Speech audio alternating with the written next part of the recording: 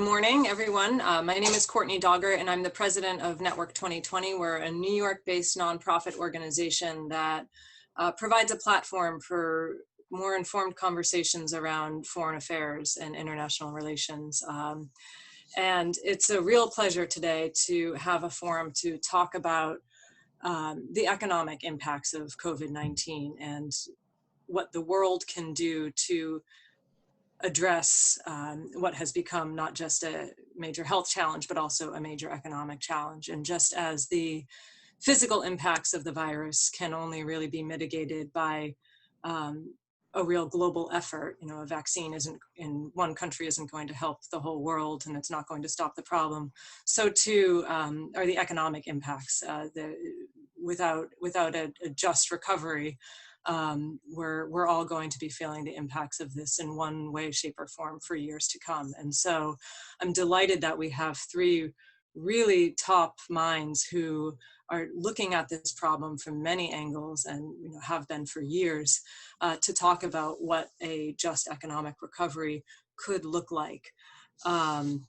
And as we were talking briefly about before, I think that this is an opportunity not just to address these effects, but to transform, as Irene was saying, the way that we deal with this.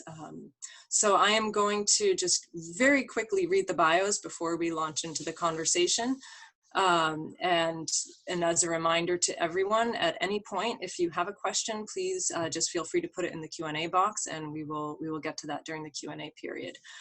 So we are delighted today to be joined by Dr. José Antonio Ocampo, who is the former Minister of Finance of Colombia and who served as the Undersecretary General for Economic and Social Affairs of the United Nations from 2003 to 2007.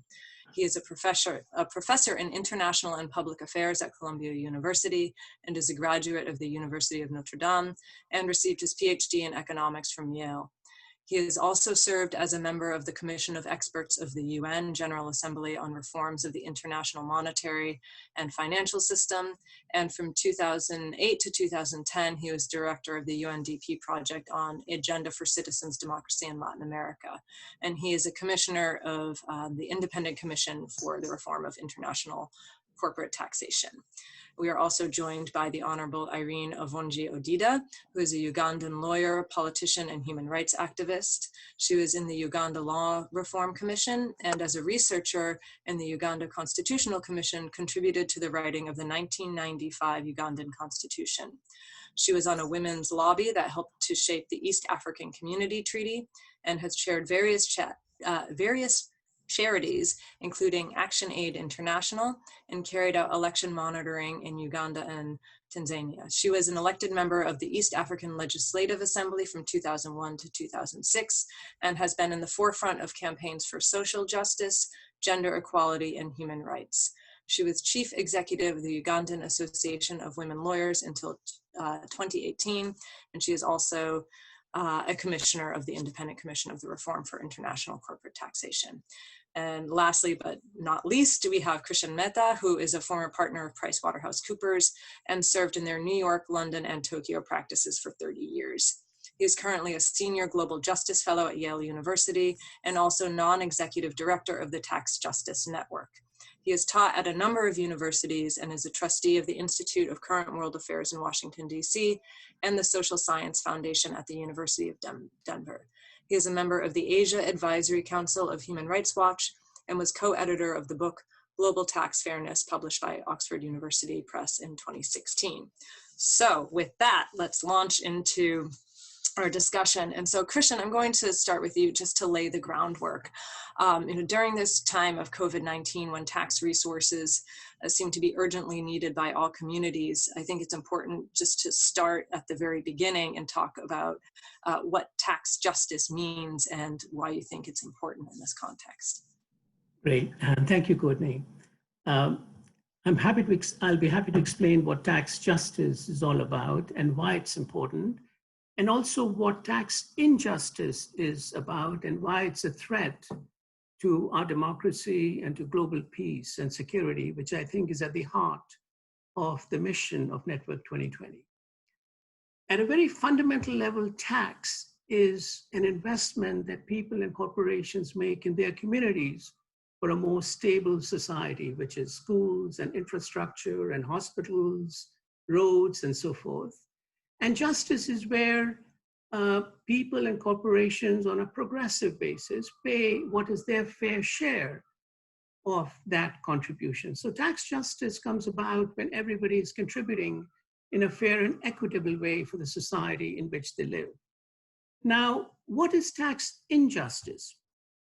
When there is tax injustice, we have the opposite of stability. We have inequality to a big extent, where the very rich companies and individuals have a lot of the wealth, and we have on the other side people who have very little wealth, people who are facing bankruptcy, people whose income levels have gone down. And what we are seeing around the world is global inequality that has come about as a result of tax injustice.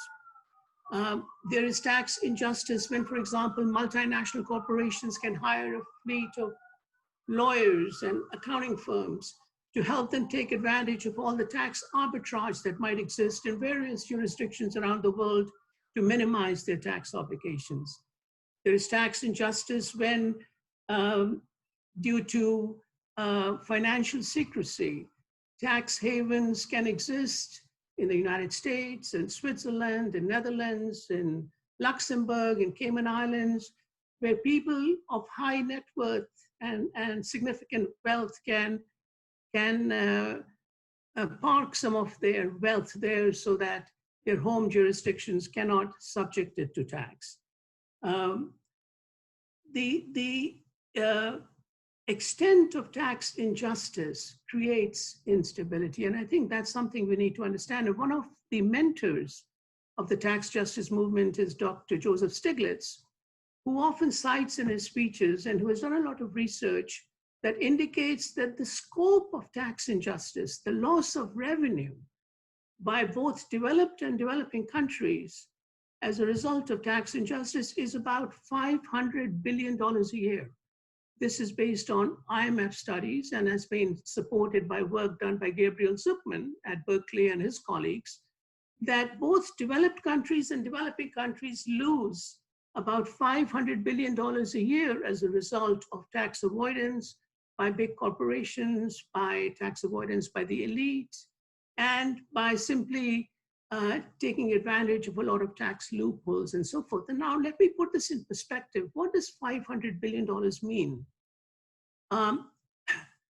We know that after the end of the Second World War, the Marshall Plan helped in the recovery of Europe. Now, the cost of the Marshall Plan was around $30 billion, which in today's equivalent is around $100 billion. That means the world is losing the equivalent of around 5 Marshall Plans every year as a result of tax injustice. The developed world is losing 3 Marshall Plans a year of wealth that it would normally have.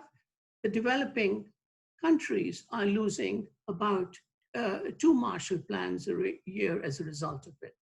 Now, if this wealth was allowed to remain in those countries, the Western economies would have enough resources to meet some of its obligations. Right now, we are facing tremendous challenges as a result of COVID-19, and developing countries would have enough resources to meet their needs.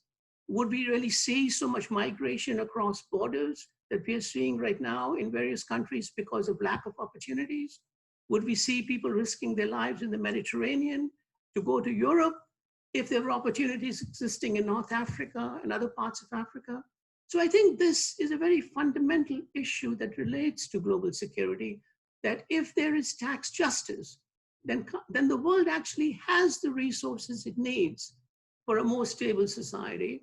And in the absence of that, the world is facing instability under normal circumstances, which is compounded further by COVID-19, which has put an added pressure on all countries' resources. That is why we believe that tax justice is really important in the global context. Thank you. I have some questions that I hope I can follow up with on later, but I will park them for now, and we'll get back to that. And I'm going to turn to you, Dr. Ocampo, for a moment. So in light of your experience as Minister of Finance in Colombia and as the former UN Secretary General for Economic and Social Affairs, can you tell us the biggest economic challenges that the countries in the Americas will be facing as a result of the pandemic? And what are some measures that these countries can take to help pay for the recovery that will be needed? Well, thank you very much, Courtney, for the invitation to be with you, and very nice to be with Irene, with whom I share two panels actually, and then Krishen also for these very interesting initial comments that he made. Let me say that I think the major challenge has to be with employment and distributive issues in Latin America. Distributive issues because the positive trend that we had in terms of poverty reduction and improving its income distribution that had started in the early 21st century was already interrupted about 5 years ago and is worsening this year. The Economic Commission for Latin America of the United Nations actually has estimated that the poverty levels will increase by about 36 million people more in poverty, which means we go back to about the levels of 10 years ago as a proportion of the population. So it's a really major step backward, let's say, in terms of, and that is associated with the issues of employment. I mean, a major issue for most countries is that informal workers were very hardly hit, and they tend to be relatively more important in the poorer households. So the collapse of employment in some countries it has been massive. Let's say in my country is actually the worst, Colombia, because the rate of poverty increased to 20%. It's about 10 percentage points more. But Peru has also been hardly hit, and generally all countries. And in the countries where it has not been hardly hit, informal workers are making a fraction of the money they used to. So the basic issue, I would say, going forward is how we continue to support poor and vulnerable households through the recovery, because the employment is not going to recover that fast, and how we support employment generation, which means also, I will argue, how we support small enterprises, which are the major source of employment generation, and how we manage the crisis of some sectors, in particular in the service sectors in the cities, which were very hardly hit by the policies adopted to isolate households during the pandemic. Okay, thank you. That sounds like employment generation is key. And turning to you now, Irene. So just as it looks like in Latin America, there's going back 10 years in some ways to poverty levels that they'd seen 10 years ago, it seems as though sub-Saharan Africa is expected to experience its first recession in 25 years as a result of the pandemic. And so looking at recovery needs from an African perspective, what do you think are some of the most significant ways to harness resources that are urgently needed for the recovery? Thank you very much, Courtney. And I wholly agree with what has been said by both Krishen and Jose, because this is a global pandemic impacting all regions, and some of the impacts are the same, just that the level of damage will not be the same because of what has been referred to as pre-existing conditions. So basically, what COVID has really done is just to kind of surface existing fragility within our countries, within societies, and highlighted some of the changes that need to be made, the transformations that need to be made. So Africa will experience same kind of impacts. There has been discussion around this already within the African continent, spearheaded by the AU, on what needs to be done. And I would say the primary focus that moving forward for many African countries is on what needs to be done immediately to deal with issues of liquidity and in order to respond to some of the challenges all our countries are facing, and then some other responses that are a little bit more long term. For the immediate, one of the things I just want to bring into this is that for many African countries, against the background of the past 30, 40 years of certain sort of measures, structural adjustment, or I would call them austerity measures that were introduced in the 90s in Africa, there were structural changes that happened to our economies, and a total shift in development models, with much less role for the states and much less support to society. So social programs were cut back, and because of this, we've seen a lot of vulnerability, in public health capacities, privatization of so many things, the loss of huge assets, but also the reduction in development of a domestic private sector. So African states are dealing with this, and in that context, we also have seen with issues around terms of trade at an international level affecting commodities, which for Africa are quite big, that this has come at a time when many countries already have huge debt. So a lot of the focus right now for Africa has been around measures to deal with debt. So debt relief, whether cancellation or moratoriums on repayment, but also access to concessionary credit. And there have been discussions within the UN context as well around that, and within the AU. But in addition to that, a major thing that has been flagged, and I won't go into a lot of details because of time, is that Africa is losing resources, hemorrhaging resources annually. And this relates to what Krishen has raised. In the African context, the focus has been on dealing with illicit financial flows, starting from the Mbkeki panel, 2012 to 2015. I was a member of that panel. So focusing on that is also important. This was raised in the UN discussion as well by countries such as Ghana and Nigeria and some others.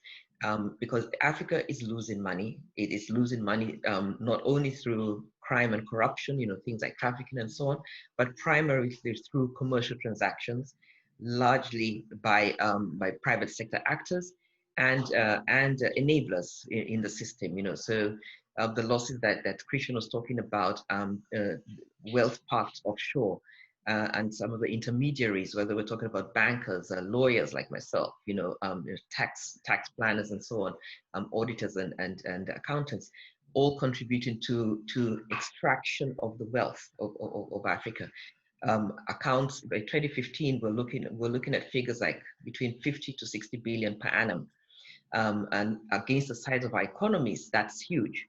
But also, not just that it's huge, but against the wealth that we have in Africa, because Africa has a huge wealth endowment. You look at mineral resources, you look at even the human resources and so on, huge. So you have this paradox, this contradiction, where you have huge natural wealth deposits, where they talk about minerals or land or water and so on, and then you have this extreme poverty. So it's this injustice and inequality. And the response to COVID needs to deal with that as well.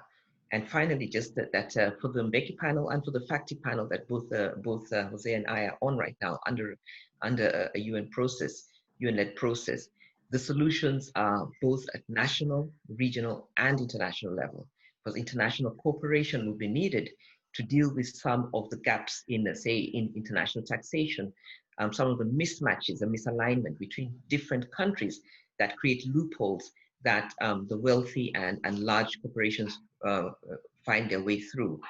And the focus will need to be very much on the sections of the population impacted much more, who are much more vulnerable, which include women, include young people, include the elderly, and the poor. Okay. Thank you, Irene, for that response. Turning back now, Krishen, to the corporations and the taxes themselves. There's often a lot of talk about what is a fair share of tax payment, and we often hear both the Milton Friedman argument that a corporation's first obligation is to its shareholders to maximize profits. So I'm going to ask two parts of this question. So first, how do you reconcile that obligation in the context of tax justice in these economic needs? And then also going back to what you said earlier about the Marshall Plan too, there are some who would also argue that governments might not be the best stewards if they're the ones that are getting the tax benefits instead of offshore tax havens. And so how do you reconcile those critiques? Right. Let me address first the Milton Friedman argument, the Chicago School, that the first obligation of companies is to its shareholders. And of course, we also hear in the same vein Ayn Rand's that the pursuit of self-interest leads to the well-being of society. And I think to answer it, one probably needs to go back to the father of modern day capitalism, Adam Smith, who wrote in The Wealth of Nations on this issue. And one of the strains of thought that is common throughout that book is that markets depend on morals.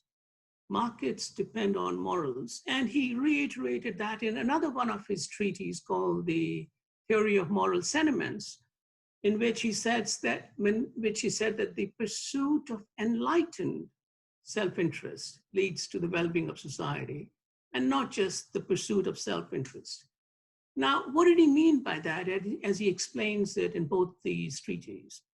He explains it by saying that, of course, the shareholders have a right to a return because of their investment in the companies, but there are also other stakeholders, which is the society that has made the success of the company possible.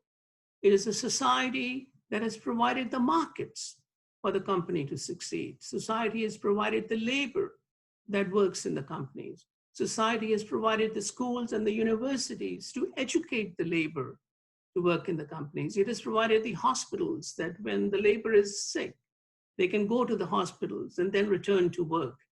It has provided the roads and infrastructure to enable the companies to have access to their workers. It has provided, society has provided the legal liability protection so that the companies are protected against lawsuits from others. Society has provided a legal system to protect the intellectual property of the companies concerned. So in a sense, I think companies also need to realize that one, they have an obligation to their shareholders, which is correct, but they have an obligation also to a very important stakeholder, which is society, that has provided all the other benefits that enables the company to succeed. And by paying one's fair share of taxes, a company is honoring that obligation to the other stakeholders, not just the immediate shareholders.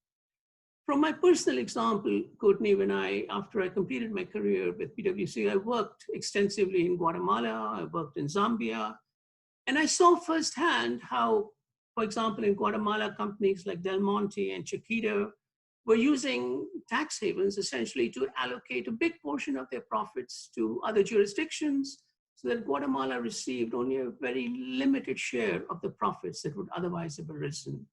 I saw in Zambia how Glencore and First Quantum and Mopani and other countries were again allocating a big portion of their profits to other countries. So while these companies were giving a very good return to the shareholders, certainly they were not honoring their return to the real stakeholders, the environments in which they were operating to be successful. And it made me think that if Adam Smith was alive today, would he be on the side of the Chicago School or Milton Friedman, or would he be an advocate for tax justice? And I think in his books, if I interpret them correctly, that markets depend on morals, I think he would be an advocate for a more just society. Now, going back to the second part of your question as to, are the governments the right recipient of these resources, whether it is the equivalent of the Marshall Plan or not? I think this really is also a very fundamental issue, that if there is corporate transparency of how corporations are conducting themselves, how much taxes they're paying in what jurisdiction, then civil society will also be aware of the contribution that corporations are making to society. And if they are aware of that contribution, they can hold their governments to a higher standard. But right now, what we are seeing is that that transparency does not exist. Corporations that raise money from the public are not transparent in all the jurisdictions where they operate. What profits they make in which country? Do they really need a subsidiary in a tax haven and so forth? So that the public, which has given capital to the companies, doesn't have full information to the actual conduct of the corporations, to transparency, and as a result, they cannot hold their governments to a higher standard. So I think in reality, corporations, if they are transparent, then civil society can work with governments to ensure that they hold the government's feet to the fire in ensuring that the resources that they get are used for the public good and are not siphoned off to other reasons. I think that answers it. No, I think it's an excellent point. And of course, now you've given me a new idea for a new discussion just about the role of civil society. But we will save that for another day. But thank you very much. So Dr. Ocampo, turning back to you, you have extensive international experience at the UN as the finance minister for your home country, and you were also nominated in 2012 to lead the World Bank. So do you believe that there is a role here for international institutions to support the various countries globally in paying for their recovery? And if so, what is this role, and how can each institution play a constructive role in that regard? Well, let me say that there is, of course, a very important role for international institutions. First of all, of course, in the management of the crisis itself, the monetary institutions, starting with the IMF, although it's a big question. I mean, the IMF actually has played an interesting role through its emergency financing, which has benefited about 80 countries now.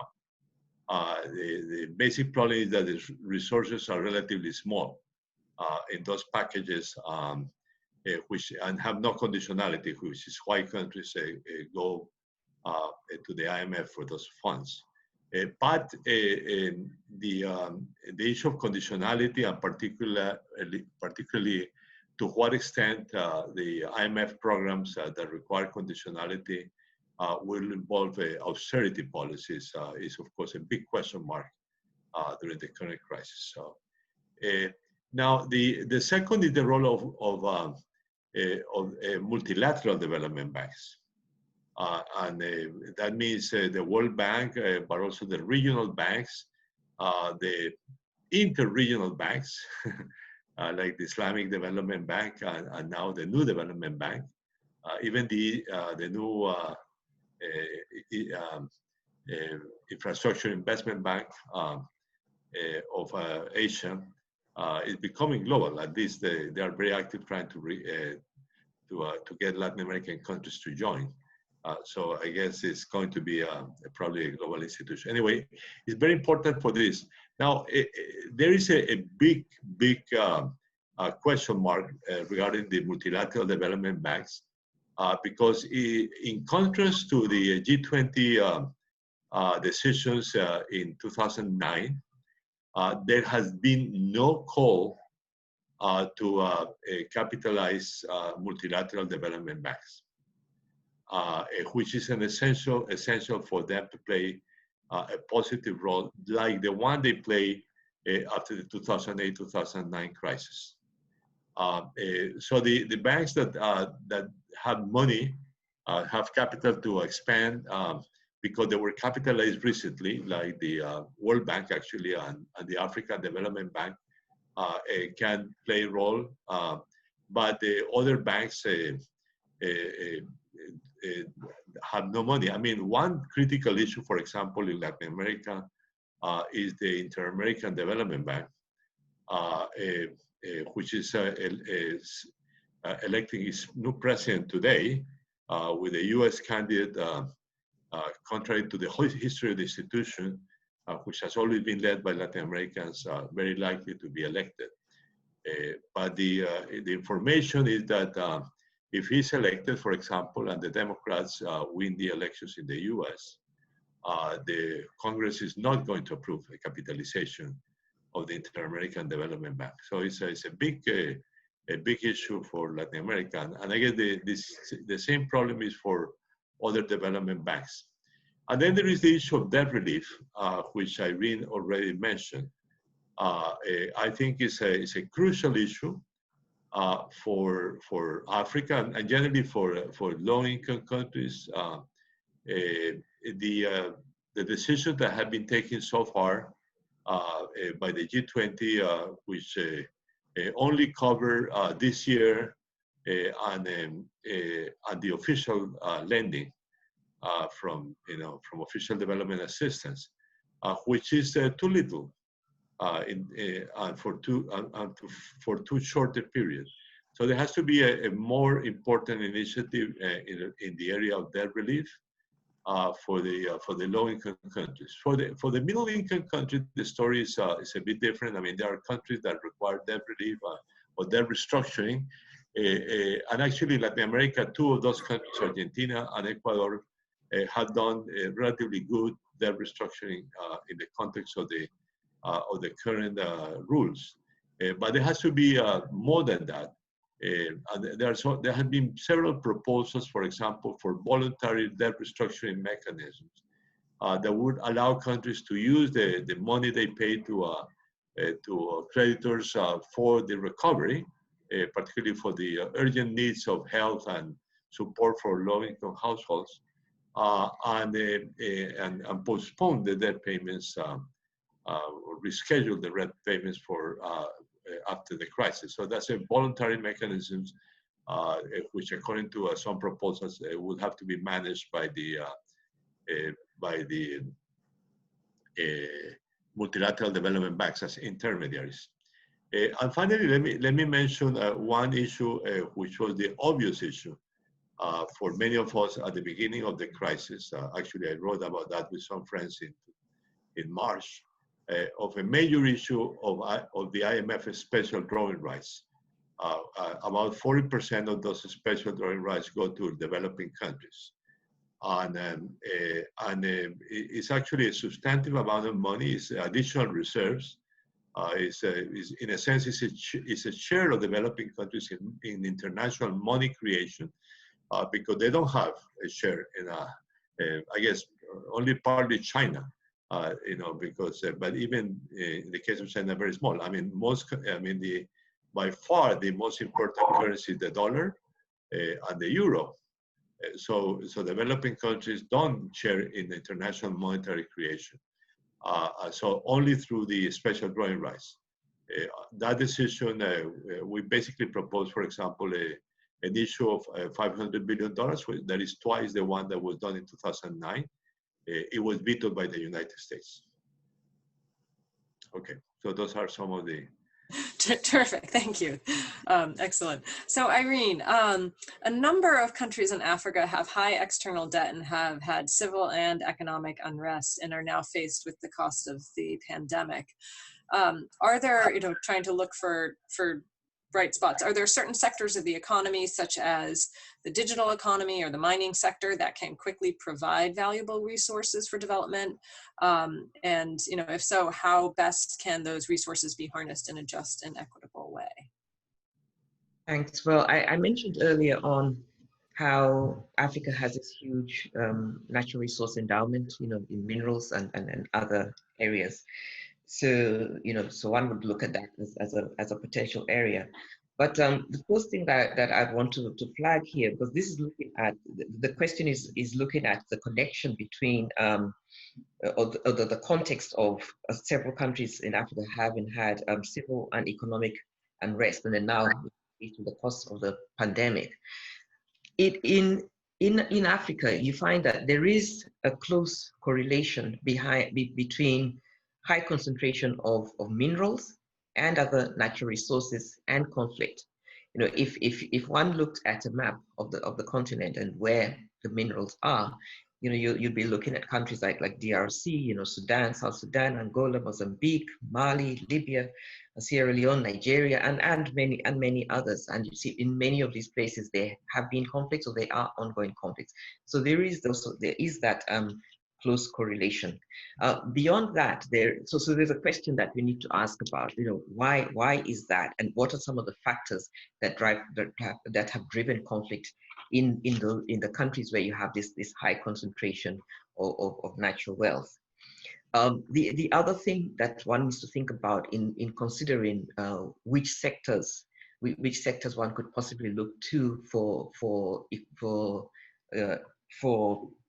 resources for development is just looking at how economies in Africa have developed over time, and who the main players are in those economies. For the large part, in many African countries, we have a concentration of domestic private sector in the smaller areas, or smaller sized businesses, so small and medium enterprises, with the larger enterprises largely dominated by foreign capital, by foreign corporations. So there is a question to what extent the larger corporations will contribute to development against the background of the kind of issues that Krishen has talked about, related to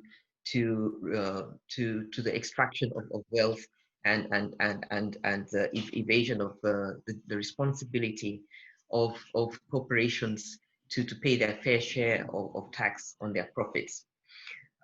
So there are also structural and legal concerns that contribute to this situation. So some of those are things that need to be dealt with in order to ensure that any sector in which we have seen increased growth, increased participation of the domestic private sector actors can grow, but also then can contribute to the economy. I'll just give you one example that we found from the Mbkeki panel, where in the extractive sector we came across regulations in South Africa, which is one of the larger economies in Africa, a regulation dating from 1968, pre-independence, that related to the diamond industry, that allows them to self-regulate, to self-declare how much they import of diamonds, because a number of other African countries like Sierra Leone sending in diamonds to South Africa.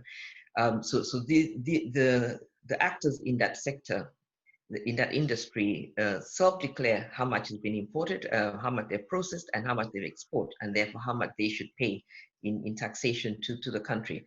So you have this absence of regulation, coupled with things like bad contracts, sometimes due to corruption, sometimes due to the capacity differences and information asymmetries, that make it very hard for those kind of sectors like extractives to be well regulated, to be effectively regulated by governments, to ensure that they contribute effectively to domestic economies.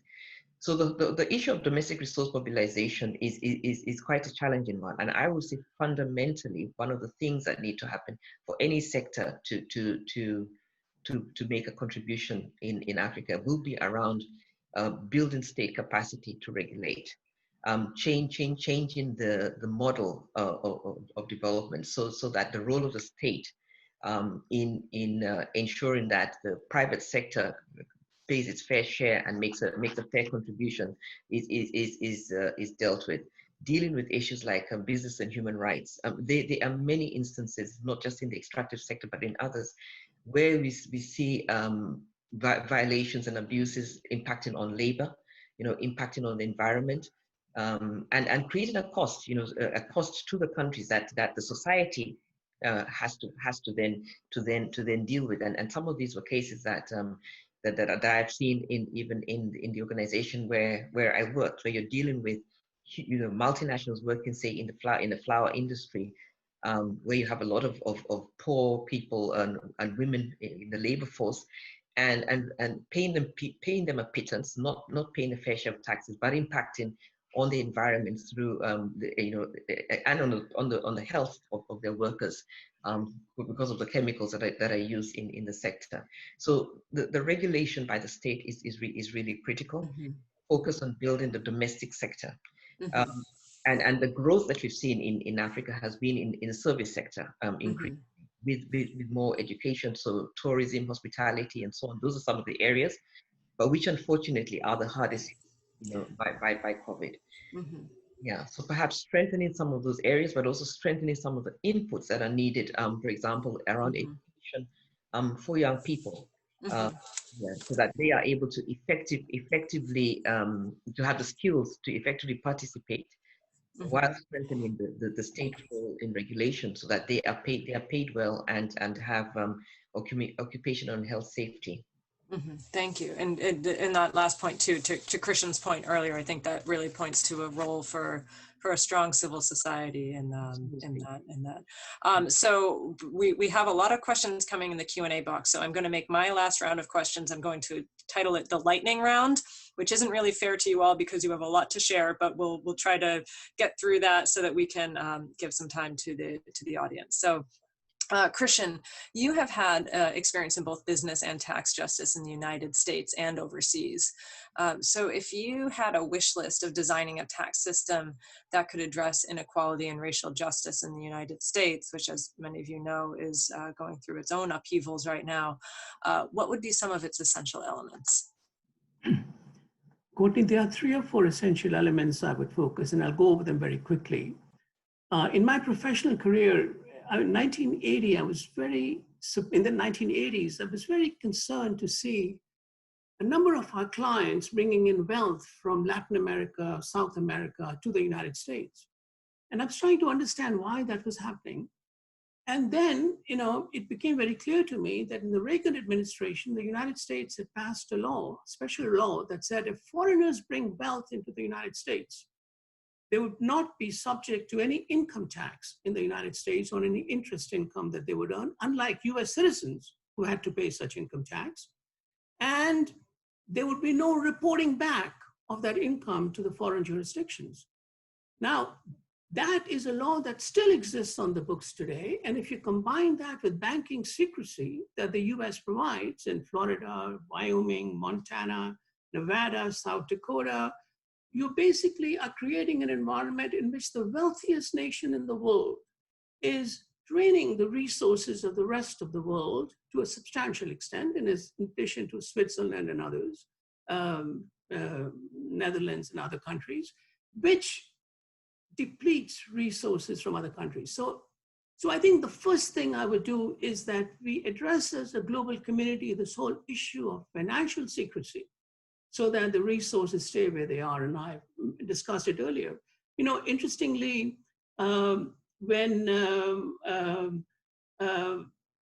in 2009, when President Obama took over, Professor Ocampo may remember the Mexico's Finance Secretary, Augustus Karsten.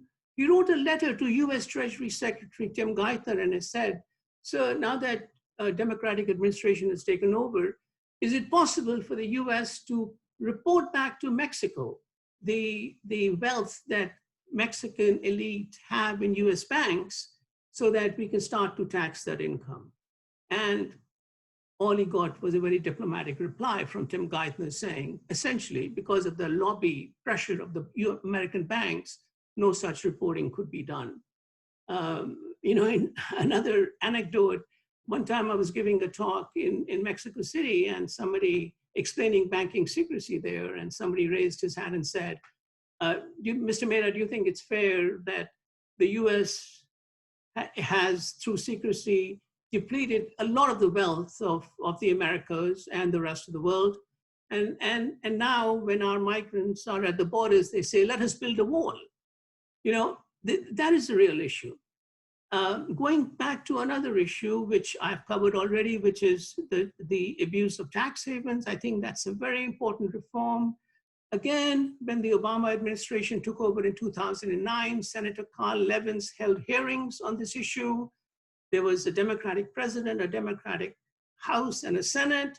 Yet the pressure from the corporations to not touch the subject of tax havens was so high that it was decided to not go that route. Again, this is an important wound that exists that hurts American economies as also developing economies. In fact, the New York Times had an editorial when these hearings started under Senator Levin, which said $100 billion that this country could use. This was in 2009. New York Times had an editorial to say that, look, if we address tax havens, we will ourselves benefit, not just the developing countries. Yeah. But going back to two other sectors, we know that in COVID-19, there are certain economies that have benefited substantially, and that is the tech center, which is Amazon, Google, Facebook, Netflix, Apple, and so forth. Now, there is a precedent in the US tax law called the excess profits tax. That existed in the 1970s. Some of your listeners may remember the oil embargo that took place after the Yom Kippur War, in which oil was cut off from the Middle Eastern countries. American oil companies became very profitable because the oil prices went up dramatically, and the US imposed an excess profits tax of up to 70% on those companies to recover some of that excess wealth that was then used in the US economy. So we have a precedent for that. And I think now is the time under COVID-19 for the US to take a look at that law that has existed on its books. I'm not saying we need to go up to 70%, but should it remain at 21%, or should it become more progressive, 30%, 40%, 50%, especially if these additional profits were unanticipated by the tech center, by the tech industry.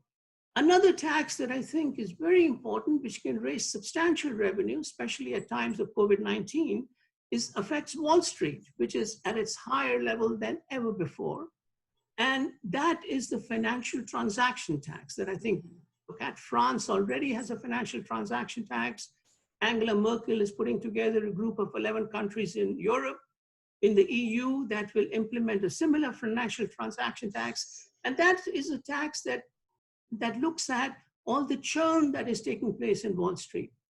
I don't know if many of your listeners may be aware of the fact that almost 85% of all the Wall Street transactions are actually computer-driven, algorithmic, which is taking advantage of the slightest deviations in market movement, 1 cent, 2 cents, and these transactions are reversed in milliseconds. It happens so much, it provides Wall Street, but it also adds instability to our economic system. And we know that it was the banks that brought us to a very bad recession in 2008 and 2009.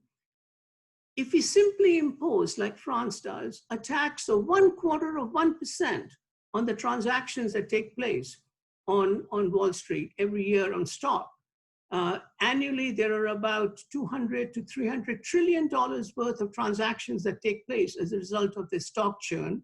If we had a tax of 0.25%, as European countries have done and are considering, that alone could raise close to $400 to $500 billion a year.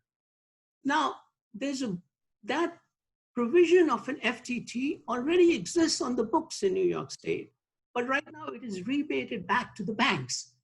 All that state of New York and what nation has to do, country as a whole has to do is activate that law, operational not only in New York State, but across the country, and use those resources now at this time of development when we see that the needs are so urgent, when as the International Labor Organization has indicated that 400 million people lost their jobs in the second quarter of 2020, when the World Bank says that 71 million people have been pushed into extreme poverty as a result of COVID-19.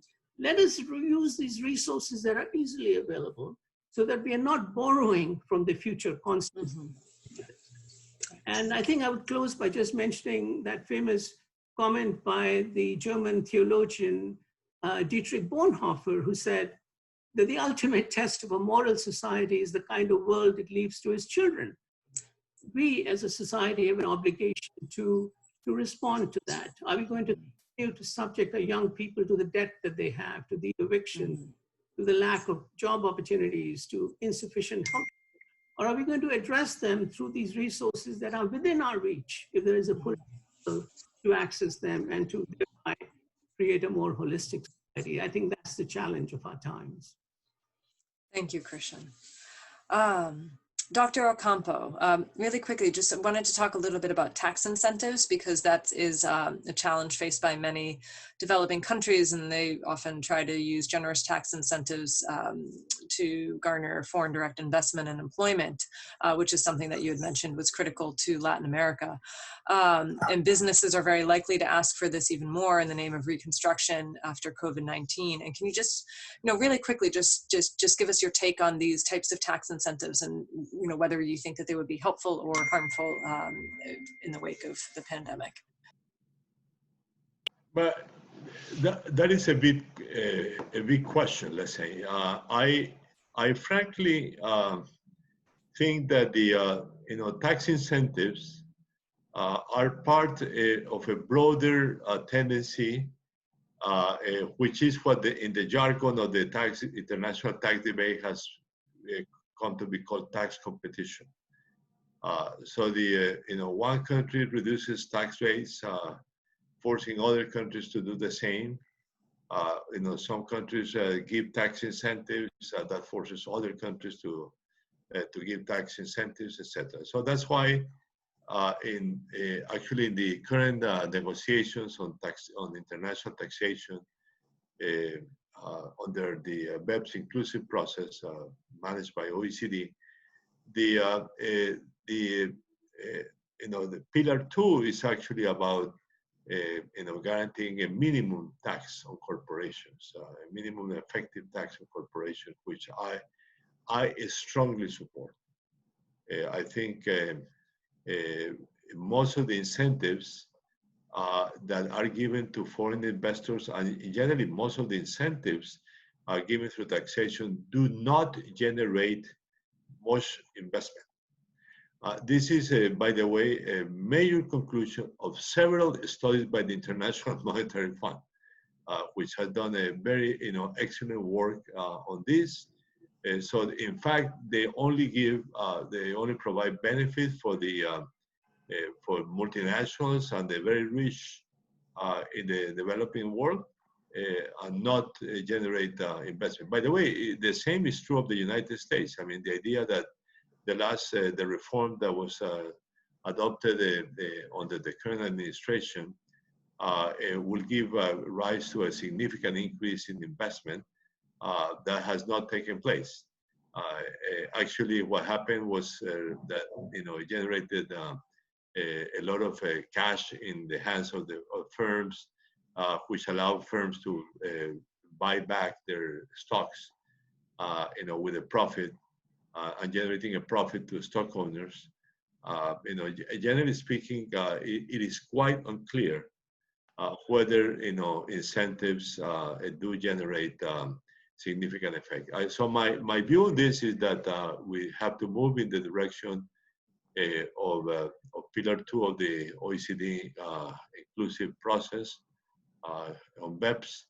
On the BEPS means base erosion and profit shifting, which is the terminology of this debate. I think we have to move in that direction and rethink seriously tax incentives. I think the tax incentives should be very, very limited.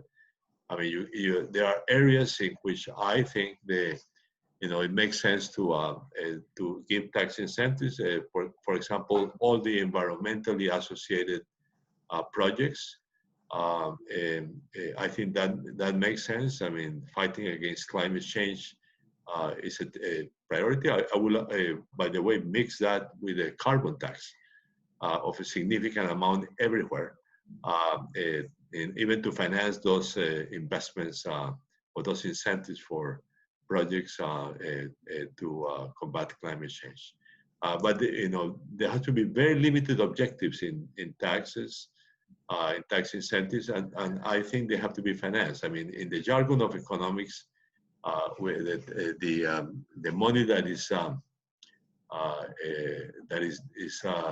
associated to tax incentives is actually called tax expenditures, because they are expenditures of the state in the benefit of the firms.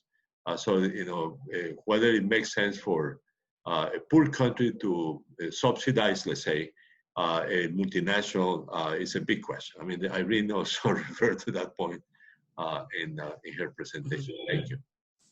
All right, thank you. Just, Irene, just turning to you once more. You know, as we explained earlier, you're a Ugandan lawyer, you're a politician, and you're an activist for women's rights, and you've been really at the forefront of gender equality and human rights. And as we've all realized, that pandemics such as these have really put a disproportionate burden on women who are both caregivers and income earners, and it is well shown that the women have really borne a disproportionate amount of the burden. So what are some ways that governments can support women from both a social justice and tax standpoint? Thanks. Just very, very quickly, as I said at the beginning, what COVID has done is really highlight the existing weaknesses, the fragility in society, you know, the existing inequalities and so on. And so on this issue of gender and the gendered impact of COVID, what it has done is impacted differently because of the different situation of women and men, you know, the status of women, the roles that women play in households and in the economy, and the kind of opportunities or the lack of opportunities that they may have, not just women, but, you know, young girls as well. And so very broadly, what I would say is that it's important that any response to COVID needs to look at the policies through a gender and human rights lens. So to recognize that that certain sections of the population may be more vulnerable because of the roles that they play in the family or in the economy. Women, for example, not only in Africa, but even in the developed world, are overly represented in some of the essential sectors, the kind of jobs, you know, including healthcare, and at a very low level within those, like in nursing and so on, that are less protected and also less paid. And so issues such as the lack of a protective gear would impact on them much more, because if the institutions that they work in cannot meet those needs, they may have less resources to meet those needs. But also for those who are not in healthcare, the kind of income that is needed to deal with the protection needed from COVID, and also social distancing. So for many of the poor, it's just practically not possible to socially distance because they live in overcrowded housing, and so on. They do not have the resources to have private means of travel, so they will be in public and exposed to everybody else. So the impact is different. And for women, the burden of care, you know, in childcare, in dealing with the sick, in dealing with the elderly and so on, is quite high. This cuts across many regions of the world. So the response needs to respond to that. If there has to be support for households to meet their food needs. There have to be policies that deal with issues such as rent, because many people are facing eviction. So the response by governments have to deal with the poor and the most vulnerable primarily. And the resources that have been generated to deal with COVID have to be managed well, because in many cases we are seeing corruption in some of the disbursements, but also a skew for example, responses to businesses, say bailouts, not adequately catering for small and medium businesses. In many parts of Africa, a majority of the population are in the informal sector, in the private sector. And they do not have the social security. If they cannot work, they cannot eat, they cannot earn an income. So the support needs to target those sorts of people in those areas, and specifically women, because many women are overrepresented in the informal economy as well, and in lower levels of work. And one thing that has been noticed by many people working on issues to do with women's rights was also the increase in violence. So violence against women in the home, not only in the home, in some instances you'd find in the implementation, the enforcement of social distancing and quarantine measures, there was also levels of violence sometimes. So by public, by law enforcement actors, as well as in the domestic violence affecting women in their homes because of containment. So there has to be much more attention to that by governments, more funding put into the institutions that deal with social protection, with labor, with women in the farms, so agricultural support and so on. And these are principally the areas that in the past 30, 40 years have seen a cut, a cut in the government programs and in their budgets. But I would also just like to make one last point that that all of this that we're discussing, really we're talking about the need for progressive economic policies. So development policies need to be progressive. And for them to be financed adequately, you need to have a progressive taxation. And that is an area that over some of the issues that have been outlined by my colleagues, deal with specifics around how do you achieve progressive taxation, how do you effectively tax the wealthy and large corporations so that they make their fair contribution. What I would want to add to that is that while these issues seem to be they are very technical, so tax policy and so on, tax rules, very, very technical issues, and many people are not able to digest them. And even many actors, including civic actors, civil society organizations, especially in groups like the women's movement, development sector, will not engage on these issues because they're very technical.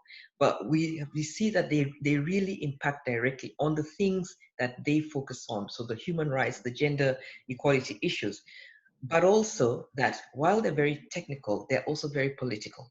So the question of the role of lobbies, of various lobbies, of intermediaries, of capturing institutions that formulate policy, needs to be countered by progressive forces in society. And we need people who are committed to a fair and equitable and just society to engage on these issues, to link up with the technical experts, but bring their political analysis, bring the numbers, the power of numbers to this discussion, because these issues rarely move without pressure that counters the force of the elites who have pushed society in a very exclusive direction. I'll take an example of the unrest in the US, over Black Lives Matter. In the 3 or 4 weeks when we had people on the streets, the outrage over some of the things that have happened, significant changes that have been called for in more polite manner for years were done. The response was much more immediate. So creating that political will requires engagement. It requires organizing of progressive forces. It requires pressuring. Many of the changes that I have been part of, I talked about the East African Treaty, for example, happened because of organizing and mobilizing and counter pressure of progressive forces.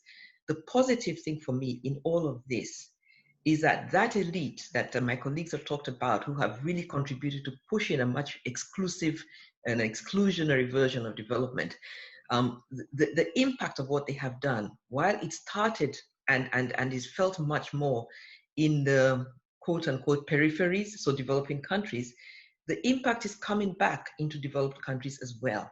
And so there's more clarity now I think in many places that no country can afford this type of approach, this type of approach or development model. Think about the gig economy in the developed countries, for example, and how workers within there really have no protection. Work several hours but get very little for it. So these are problems that they impact much more for developing countries, but they also impact ultimately on everybody. And so there is a possibility to build a global coalition, the kind that I saw, engaging within the WTO processes in 2003, around that time, in Cancun, of forces for change, for reform, for a more inclusive society in the South, global South, and the global North, so that we collectively build that pressure that forces decision makers, to wake up and realize that ultimately everybody loses. This is a zero-sum game if we continue in this direction. So for me, the hope I have is that COVID can provide that sort of wake-up call, but that will not happen without us organizing and pushing and causing that realization. I think that's wonderfully said. Thank you, Irene. I hope we're over time, but I'd love to at least try to get one question from the audience. Would you all be willing to stay just another minute? Because there's one, we have a lot of great questions, but I wanted to turn to one from Arlette Laurent, because I think that they're zeroing in on a very good question, which is what organization would collect the funds, or would the same, or would another distribute the funds? But I think very importantly is what criteria would be used to distribute them equitably? Because I think, as we all know, even within the international system, there are a lot of disparities in terms of who has power. And so if you're in a position where tax revenue is then going back to different countries, you might run into a situation where tax laws change as a result, because now everyone wants the tax revenue. Or how do you ensure that there is an equitable distribution in some respects? And so I don't know who wants to tackle that first, but I'd love to hear your thoughts on that. Maybe I can take a stab at it, unless Professor Ocampo or Irene would do it. I think there has long been an argument for, similar to a WTO, similar to a World Customs Authority, similar to an international labor organization, there's a case to be made for a World Tax Authority to be in place that has jurisdiction across borders, that can not only serve as a way of addressing tax disputes among countries, but also as a way to collect revenues that can then be allocated in a fair manner. I think there's also a need for a greater involvement of the United Nations Tax Committee, which has a much broader agenda that can then decide how the allocation and distribution should take place, rather than give all the decision-making power on tax policy to the OECD. So the fact that maybe now is the time post-COVID-19 to look at various solutions, the role of a World Tax Authority, the role of the United Nations. I think if I step back, I remember the biggest advancement that has taken place in society has come after periods of quarantine, of reflection. As we know, after the plague in 1346 to 52, there was the Renaissance. We know that after the Civil War in America, there was Reconstruction. We know that after the pandemic in 1918 and the Depression, we have the New Deal. So I think we have an opportunity right now, Courtney, to look at tax justice in a much more broader way, to look at institutions that address the fault lines of our financial system in a much broader way, with a new thinking that this opportunity has provided. And your questioner asked a good question: which are the institutions that can step in? And it's time to take a fresh look beyond Bretton Woods to look at what are the institutions we need now for a future of the kind that we had after the last few pandemics, and to see if there's a more creative way to look at those solutions. Yeah, I would add to that very much so, is that the solutions have to be done and leadership needs to be provided at different levels, national, regional, and international. So at the international level, as Krishen has said, there are a lot of proposals around having a UN tax body, you know, so expanding the role of the UN Tax Committee and actually having an intergovernmental body, as well as having a UN tax convention, so negotiation around that. Because the fundamental issue around achieving progressive taxation right now is around allocation of taxing rights between countries and I dare say within countries. So on taxing rights allocation between countries, the principle which I think even the G20 has has talked about is and even OECD has talked about this, is ensuring that that profits are taxed where they are earned. You know, so that idea that where a corporation earns value, that jurisdiction should have taxing rights over the profits generated there, you know, from assets within the jurisdiction. And that is where the challenge is in the current system. But at regional level as well, I would urge that not only OECD, because that is, you know, it is primary for the global, for the rich countries.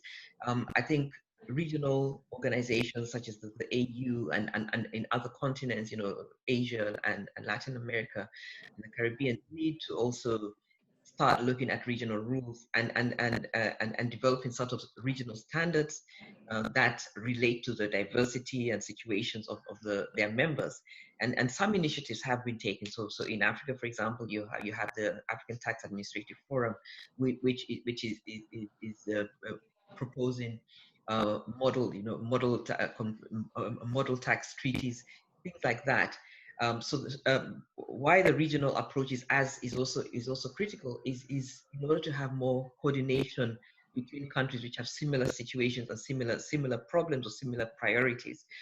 Within the OECD BEPS process, our colleague Dr. Ocampo has been part of the supporting processes by, say, the G24 group of countries to push for a fairer outcome within the BEPS process. That collective engagement is really critical, and looking at the possibility of fair, equitable reform within the BEPS process and the challenges with that, I would think a lot of energy needs to be pushed towards putting the UN at the center of tax reform moving forward. Well, let me, I basically endorse those views. Let me say that the decision of the G20 to give this, the rulemaking on international taxation to be coordinated by the OECD was not the best decision. It has more or less work. Unfortunately, the convention, the 2018 convention, which was a good step forward, was not signed by the United States, and the tax cooperation, tax information cooperation in the OECD has more or less worked. But in the UN panel on financial transparency, of which Irene and myself are members, in the consultations that we did, it was quite clear that the most developing countries don't think they have a fair participation in the negotiations, and therefore that is not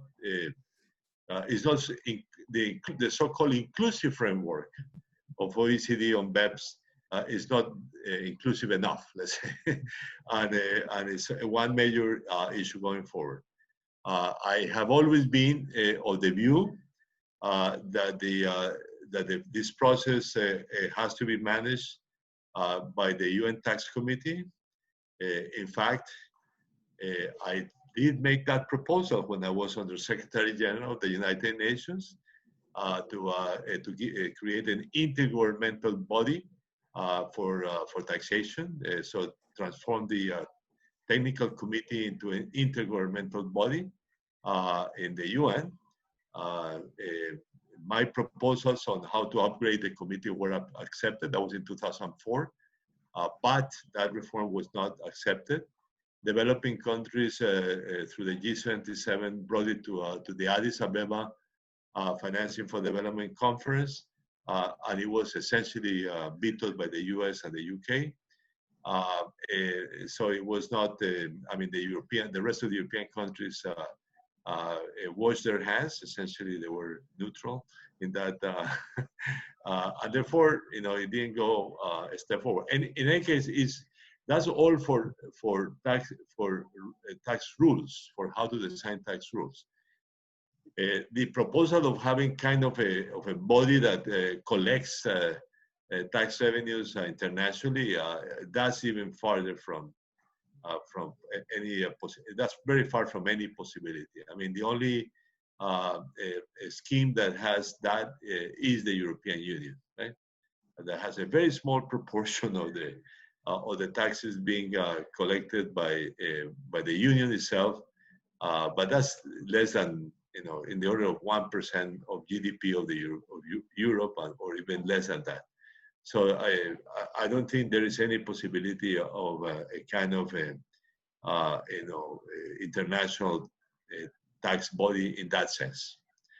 For tax rulings, for the design of tax rules and the oversight and the let's say, and the the different processes associated to the implementation of those international agreements on taxation, yes, there is a possibility, and as my two colleagues here, I will give that to the United Nations. All right. Well, thank you, Irene, Dr. Ocampo, Krishen. Thank you so much for joining us today, for taking your time and some extra time, because I know you're working on a lot of important issues. And thank you, everyone, for joining us. I apologize that we weren't able to get to a full Q&A session, but maybe we'll just have to have everyone back so we can do this again. Just as a quick reminder, our next open and public briefing is on September 21st at noon, and that's with Joseph Nye on Do Morals Matter in Foreign Policy. So that should be another interesting discussion. And again, Irene, Dr. Ocampo, Krishen, thank you for the work that you're doing. I think, I think the big takeaway right now is that we're in an uncertain but also very transformational moment, and to get out of this in a good way, let's try to seize that moment as best we can. So thank you all for the work you're doing, and thank you everyone for joining today. Thank you. Thank you for the invitation. Bye-bye. Bye.